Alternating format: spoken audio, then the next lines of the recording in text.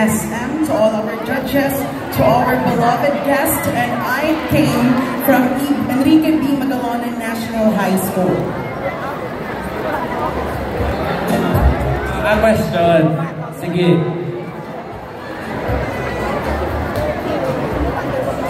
Good mo ako yun. Kamabal ka na lang. Sige. Ano na lang? Anong mabal mo sa fellow competitors mo? Diba?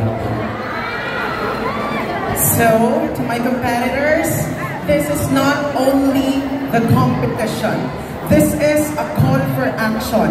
That we not only wear these costumes for fame, for win, but also we need to put the passion in ourselves, especially the art and the love for the environment. Because as what we believe in our social sciences class, our environment affects the people. We are the people. Therefore, we need to protect our environment. Because, kadamuda mo na, kung pinaprotektahan ta ang mga puno ta, kung pinaprotektahan ta ang mga mangroves ta, wala storm surge. Diba? Kung pinaprotektahan ta ang mga puno ta, that is the best flood control. We don't need to put a big budget for the flood control projects if we have so many trees. Because as we always know, art is a protest. Music is a protest.